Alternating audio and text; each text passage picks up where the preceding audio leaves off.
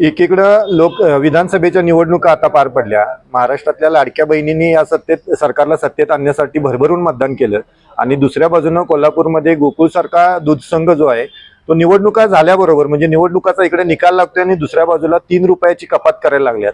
मग ह्याच्यावर शासनाचा काय अंकुश असणार आहे की नसणार आहे असा सर्वसामान्य दूध उत्पादक शेतकऱ्यांचा प्रश्न आहे। कारण ज्या लाडक्या बहिणींनी तुम्हाला सत्तेत बसवलेलं आहे त्या लाडक्या बहिणींच्या ज्या कष्टाचं चीज आहे तर ते चीज होणारं दररोज नुकसान व्हायला नको, यासाठी सरकारने यापुढे शेतकऱ्यांचं नुकसान थांबवण्यासाठी या संघांच्यावर अंकुश ठेवावा आणि दुधाचा दर जो आहे तो पाण्याचा 20 रुपये आणि दुधाचा 28 रुपये असा न ठेवता तर त्यात कष्टाचं योग्य मोल व्हावं। दुधाचं मोजमाप जे आहे ते अचूक व्हायला पाहिजे। 10 मिली ॲक्युरेसीचं वजन काटा बसवा, यामुळे शेतकऱ्यांचा फायदा होणार आहे। पण त्याला मात्र दूध संघ मात्र सातत्याने विरोध करतोय। मला वाटतंय की त्या पद्धतीने जर आमचे पैसे कमी व्हायला लागलेत म्हणजे जी काटामारी करून तुम्ही पैसे मिळवायचा काही ठिकाणी ते बंद व्हायला लागलेत म्हणूनसाठी तुम्ही दर कमी करायला लागलाय असा पण त्याचा अर्थ होतोय त्याच्यामध्ये। त्यामुळे शासनाने यामध्ये लक्ष घालावं आणि हे जे कोण मध्ये मलई खायला बसलेले आहेत त्यांच्यावर अंकुश ठेवावा आणि शेतकऱ्यांचं हित बघावं।